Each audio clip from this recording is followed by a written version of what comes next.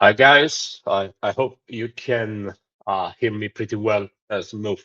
Just give me a go, no go, you're okay, and I will go. Perfect, thank you, Derai. First of all, let me introduce myself. So, who am I? I'm Vito. I'm a cyber threat intelligence specialist, and I work since I have a really long experience. I started in this sector almost 20 years ago. In my professional life, I'm a cyber threat intelligence expert and incident response expert. And sometimes I have too much free time to conduct my research with a couple of friends. And today I will essentially present what has been revealed during a short research we've conducted with some colleagues or former colleagues about a huge infrastructure that essentially is still was and is still provided to many threat actors. I'm also a co-founder of CITA. Essentially, is the first Italian non-profit organization that is dedicated to creating like educational content in the field of the cyber threat intelligence. So essentially, we try to divulgate knowledge and contents about cyber threat intelligence. We also organize some events, and sooner or later we will organize also a cybersecurity conference that where we hope we will have you, all of you, as virtual guests also by person. So essentially, just to start, let me give you some context. And I don't know why uh, I don't see the content. So okay, sorry, I think there's something happened with my slides, but okay, it is just one slide. Essentially, to give you a sort of introduction about this case. We are talking about something that happened that occurred between 2023 and 2024 in the European region. I cannot disclose who was impacted by this event, but essentially this event was related to a ransomware attack that essentially led to data theft and ransomware execution within the perimeter of the victims. Essentially, in that at that time, the victim it is a huge company operating in a particular sector that I can't disclose. Found tons of the systems that have been compromised by a ransomware group which essentially then, as usual, demanded a ransom. Our investigation essentially was pretty long, let's say a couple of weeks, and led to reveal tons of indicators of compromise.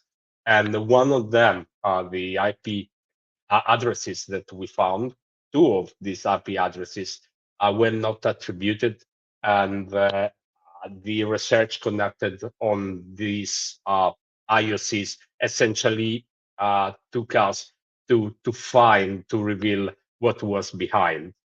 Um, just to clarify, this deck describes, as I said, the events occurred between 23 and 24. This means that it is something related to the past.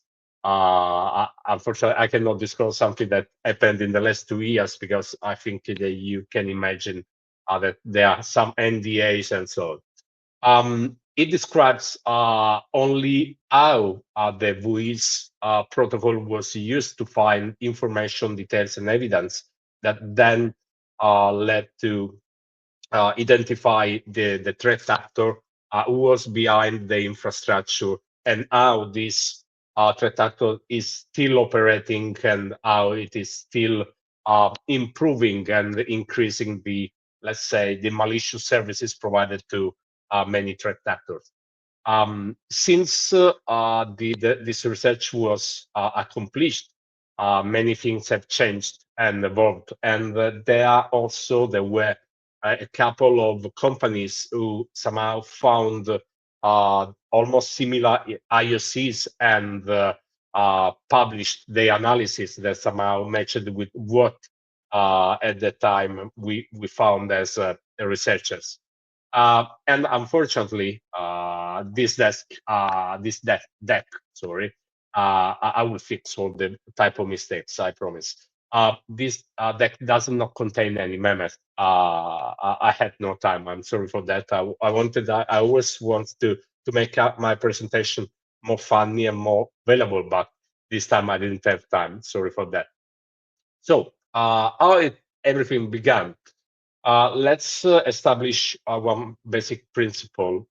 In the digital forensics discipline, there is one main principle that was essentially written by Edmund Locard, that can be identified or considered the father of the forensic science. So essentially said that the culprit will always take something from the crime scene and will leave something behind. This means that there is no perfect crime scene. So there will always be an evidence that any investigator can use to identify who was the culprit, or any way to understand what happened. Sometimes you can find the culprit, sometimes you cannot find. It depends, but the forensic science helped and will help the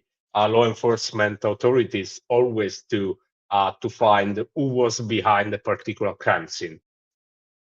So keeping in our mind that principle, we can say that tracing a threat actor means following those clues. So what the threat actor left inside this complex maze that uh, bring us to understand and to find or to identify the real culprit. So a name that maybe is behind a particular group. In this case, our culprit left a collection of evidence inside the victim's perimeter, the victim's maze, which inspired and which somehow pushed us to start our investigation. It was long, it took time, and but the result was pretty good, because anyway, it took us to make let's say, an attribution. That doesn't mean that can be like so valuable, but could be an interesting element for many researchers. And this adventure essentially was conducted through an OSINT tool, and it began with a couple of IP addresses that the threat actor used to implant the malware, but also to remotely control the victim's perimeter. So just let's fix another principle. In the cyber threat intelligence, there are many models that can be used to understand and to clarify information. So they help researchers to process data and to establish what is valuable, what is reliable, and what is really useful. And the pyramid of pain can be considered one of these main models. Essentially, it helps to establish what are the most fundamental indicators, and can be enriched with other models or other information. So the idea was, okay, if we start from this model, what happens if we do enrich it with some OSINT? And this was essentially how we started our investigation. So we know that the IP addresses are considered like an easy, let's say, indicator of compromise. It means that yes, today they are valid, but maybe in a couple of hours, in 12 hours, 24 hours, 48 hours, also some days, these IP addresses can just be left and can be changed. This means that sometimes the threat actors quite often let's say, they temporarily use these indicator, these elements to accomplish and end all the attack. But on our side as a defender, uh, let's say that the IP addresses can have just a temporary value, because today let's say a command and control server could be behind an IP address, but tomorrow the same C2 server could be moved behind another IP address. In this case, we were lucky because this command and control server was still there. But what was revealed during the investigation was quite interesting and amazing. So we started everything as usual with using the WHOIS. I think that all of you know what is the WHOIS. Essentially, for who doesn't know pretty well, WHOIS is a query and response protocol that can be used for querying different databases that store information about IP addresses, or like registered users or assigners of these IP addresses, also autonomous systems. So it's a protocol used to extract information about a collection of IP addresses that can essentially provide information about the owner, where this IP was assigned, or which autonomous system is part of, and other many information. And sometimes it could be used, sometimes quite often, is useful to reveal like breadcrumbs that can help the investigation. So to be just more clear, when we use the WHOIS protocol, we can extract information about IP, the IP address space, the company name or the company address, also the company phone number, or also the autonomous system. All this information can be crossed and checked to reveal some other information. Unfortunately, it doesn't work every single time because of like privacy laws, or because the owner just redacted some information, so you will not see everything.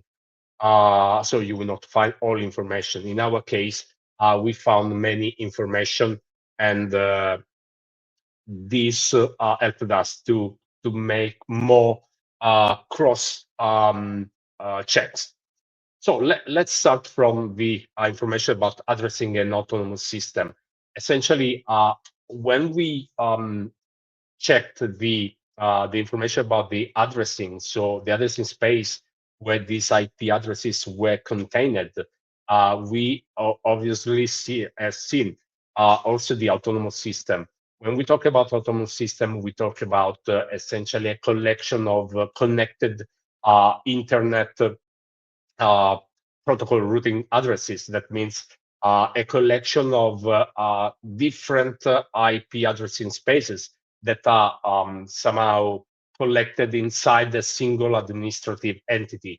So it is essentially a group of different IP addressing information that are provided under, like, behind, let's say, a label, a name. Um, and this can be interesting because essentially inside an autonomous system, you can find like an enormous collection on IP addresses. In our case, the analyzing the autonomous system name related to these IP addresses, we found three different autonomous system in peering. That means that they were exchanging network traffic between them. So they were part of the same infrastructure. And behind this, inside these three different autonomous systems, we found many IP addresses. And it was uh, quite expected, but also useful because checking all these IP addresses, we found that essentially many, some, let's say, cyber threat intelligence platforms were attributing to those three different addressing space tons of IoCs related to different command and control servers, different stealer, malware, ransomware, and also some cyber fraud campaigns. Then we moved to a check to verify the address reported in the WHOIS extraction. And when I talk about address, I mean the physical address.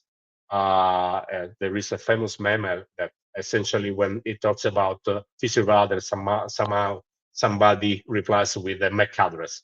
In this case, it is the address of the building where this company that registered that essentially bought these IP addresses was located.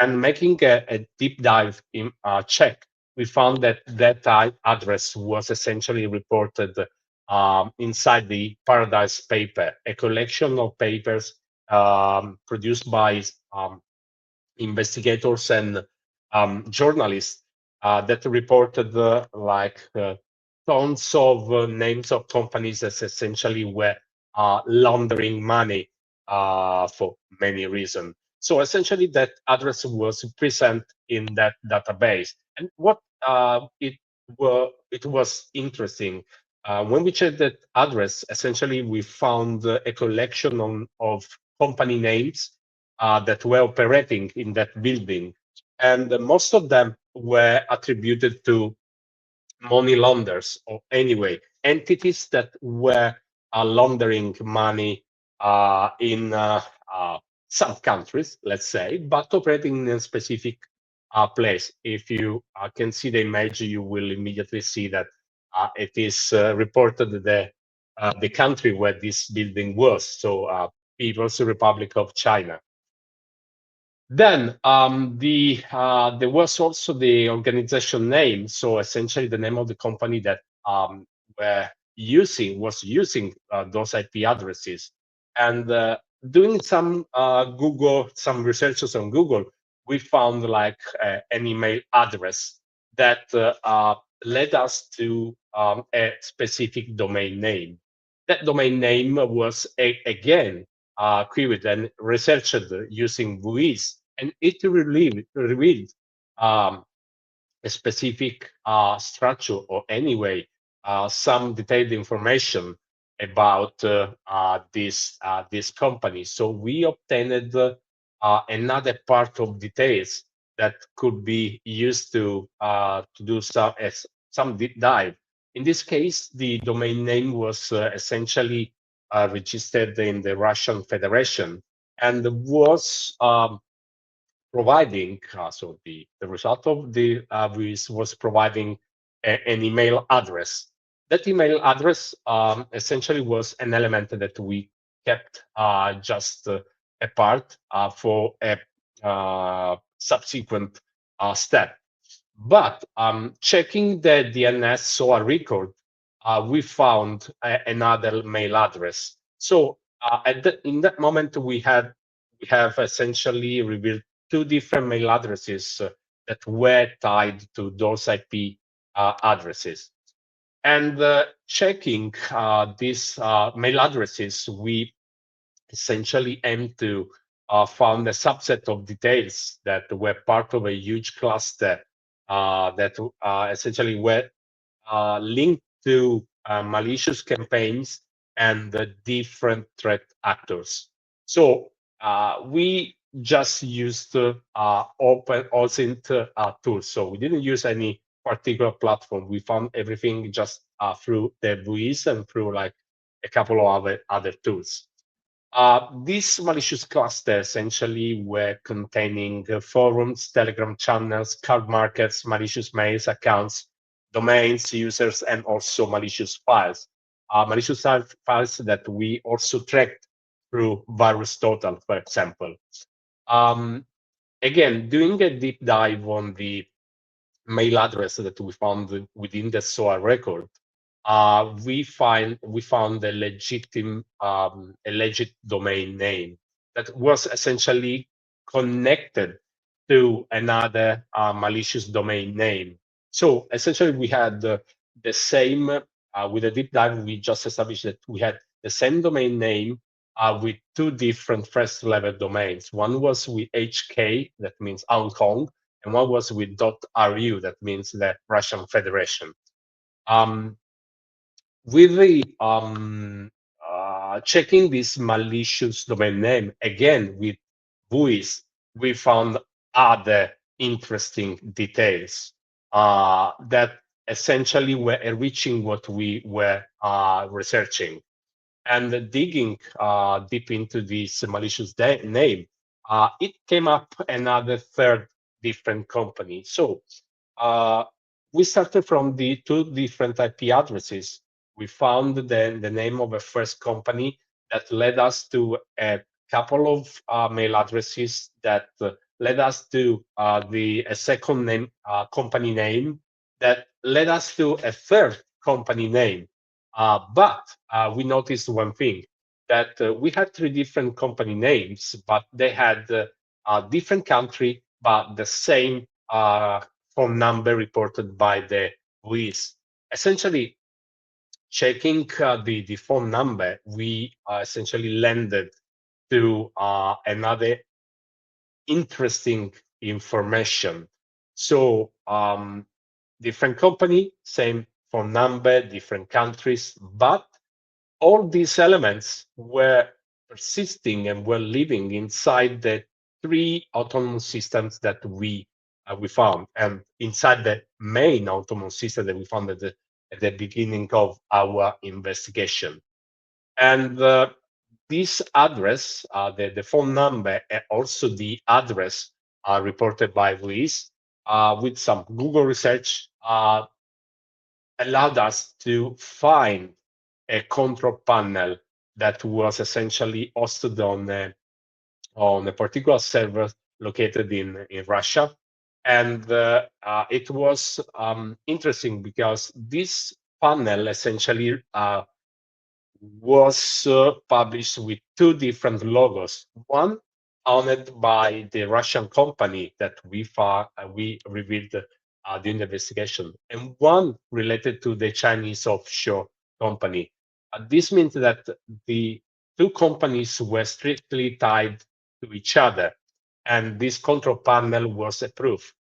But we wanted to see more. And for this reason, we started just using tools that you have in every browser. So we checked we extracted the network request to understand what happened when you tried to reach this panel. And inside this trace, essentially, we found a hidden module that was essentially forwarding you to another hidden panel published on a specific port. This port essentially were presenting a panel of the threat data, where the threat data was able to access and also to manage all the malicious, the entire malicious or part of the malicious infrastructure. So we had the same autonomous system, different companies from different countries, but all of them were linked all together with the to the malicious cluster. And this was a surprise because we didn't expect to find an hidden panel inside the this main, let's say, management console. After digging quite deeper, we found like this huge infrastructure that was owned and managed by the same operator. Essentially, doing some researches with OSINT information, we identified a particular name or username that is quite well known in the dark web and is recognized as, let's say, the one of the main operator of this huge infrastructure that can be that was used, it is still used and will be, I think, used in the future within the cybercrime landscape. That means that cybercrime groups, fraud groups, ransomware groups, also just normal threat actors that maybe wants to spread like the malicious campaign, phishing, and so on. They will somehow be able to buy or to rent and to use.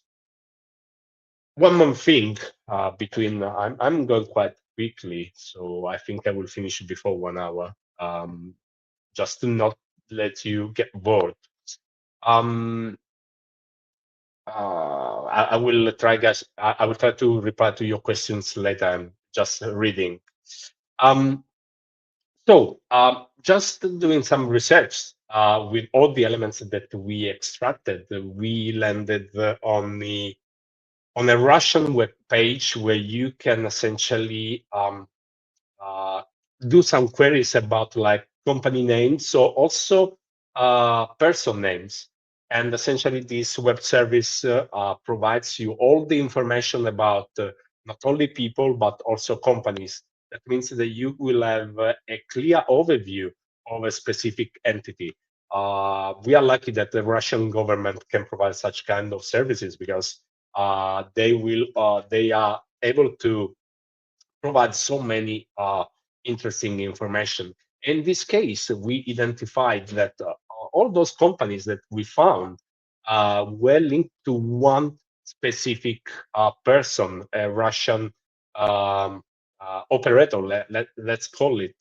And this one, verifying his names, we were also be able to trace how this person was operating not only in Russia but also in Cyprus and also in China with different company names. But also, it was at the beginning when we started this investigation, we found one name.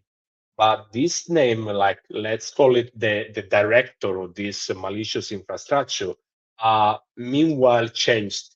So the first name that we found was essentially tied to a sort of a Chinese box company. So behind these names, there were tons of different companies registered in Cyprus, but also in the UK.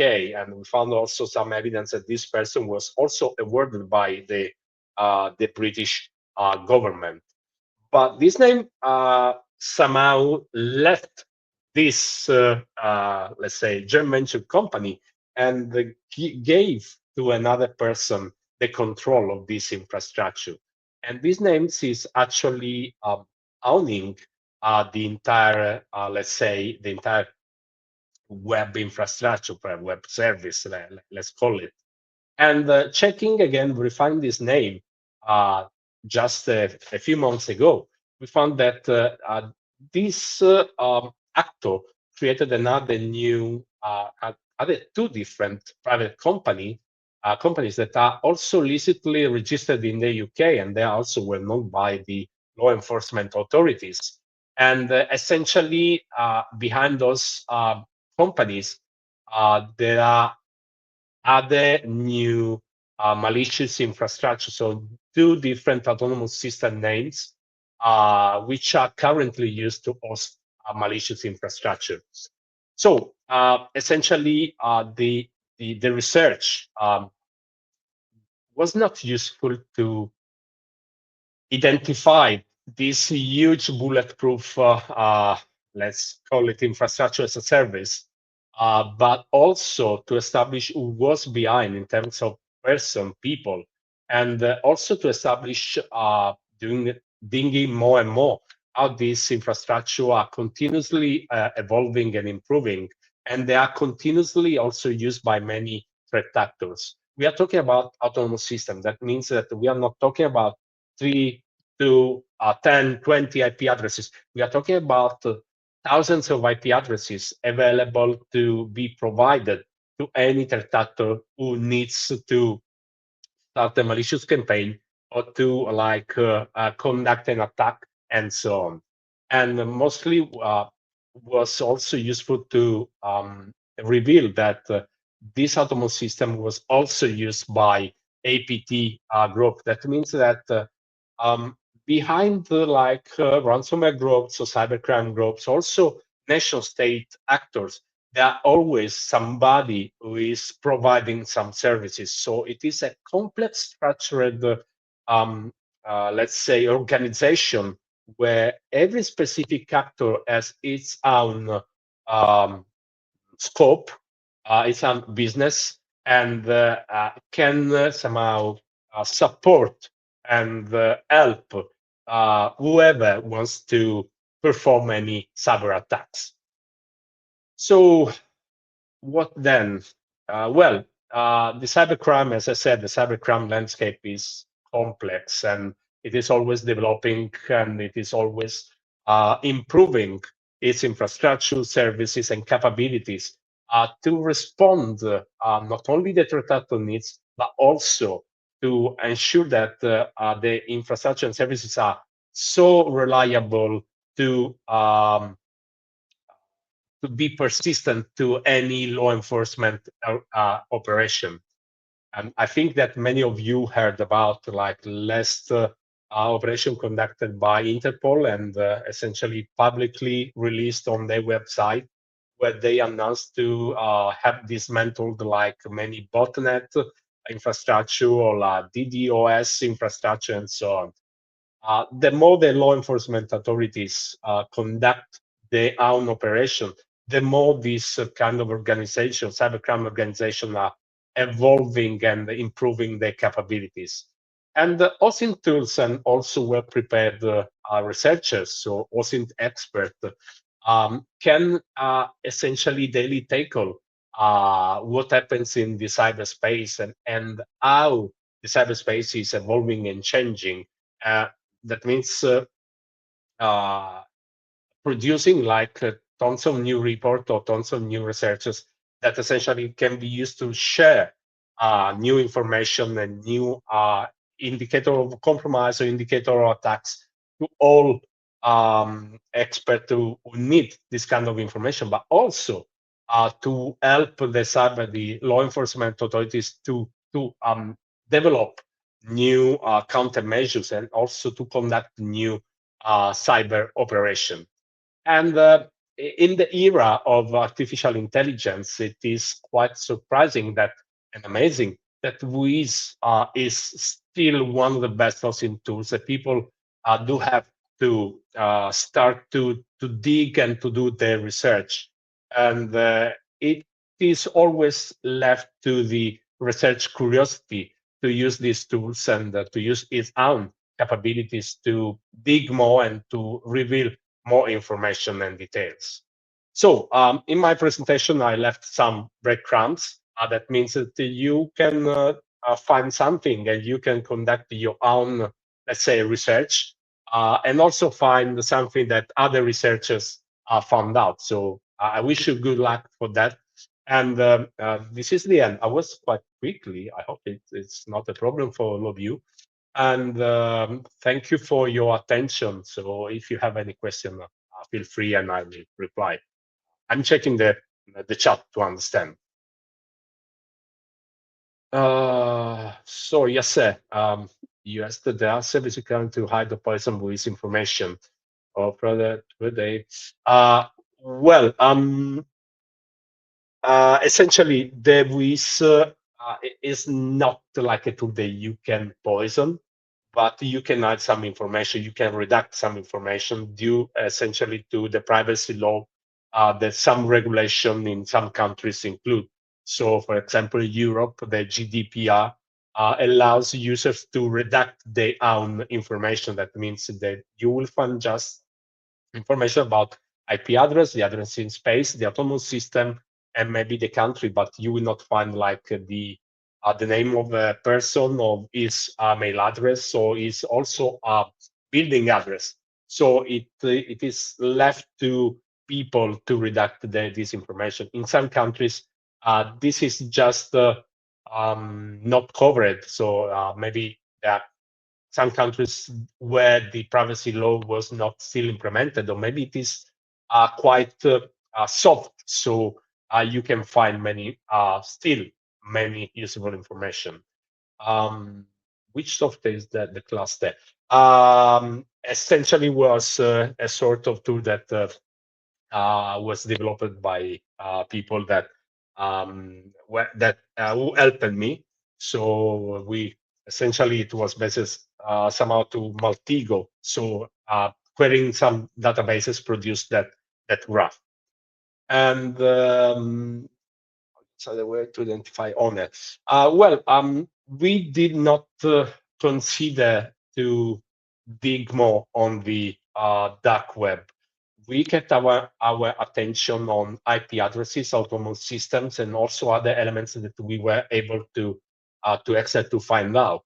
And this led us to establish essentially also the name of the person, because we were able to find all information on the internet that were available as a OSINT source. So we did not need to do like some deep dive on the dark web. I hope I replied to your question, Yasser. I don't know if anyone else has any other information. Oh, sorry, I found another question. How to pursue continuing investigation even when all leads end up in events? What is your approach to difficulty treating tasks? Well, let's say that this research was tricky since the beginning because those two IP addresses were not clearly attributed to anyone else, and the WHOIS protocol helped us just to find some breadcrumbs and to follow what we were finding and digging more and more using, let's say, Google or using Yandex or using Bing, so some dark queries or some doing some queries on Virus Total. We essentially were able to enrich our research. Unfortunately, as I said at the beginning, the culprit will always leave behind some traces. So there will always be an element that will help you to find another way. And it depends on your curiosity, let's say, to find something. There will be a case where your research will just be over because you will not be able to find something else. But trust me when I say that there will always be an element, something that you can use to dig more and reveal something new. So essentially, this research was an example how still the OSINT can be really useful to trace and to give an overview of something. Yes, yes, CTI is open to public. So we have our website. We just renew it, and we are trying to release more content. Essentially, it's a cyber threat intelligence community, say, association present in Italy, but we are open also to contribution from other countries. Yes, sir. Drevix, are there any new artifact which can potentially replace WHOIS as a registration data is getting less accessible? There is a new tool that will replace the WHOIS protocol, and it is already available. It is called the Registration Data Access Protocol, RDAP. That essentially provides some other details, but WHOIS is still a good tool. But you will always let me be more clear. When you conduct a research, you always do like a first check on WHOIS, and you always keep your attention on understand. Okay, who is behind this IP? But you don't consider that maybe the WHOIS or maybe the RDAP will provide some a little let's say information that used with like I don't know Google Docs or Yandex or other search engines could bring you to new information. As you've seen during my presentation, WHOIS was used many times with different information that were contained. and checking every single information, every single record, we were able to find something new, something more detailed. So unfortunately, many researchers keep their attention on the, okay, who is behind this IP, where is located this IP, and that's it. But there are many others who just start to dig more on each single record that WHOIS provides, also are DAP. So it is left to your deep dive capability. Oh, something else that I can reply, feel free, serious, I'm here. Dirai, I think I completed my presentation. I don't know if you want to add something more. In any case, I thank you so much for this opportunity. It is really a pleasure. Feel free to reach to me through LinkedIn or through CITA website. And I hope to see most of you like in other conferences or also online.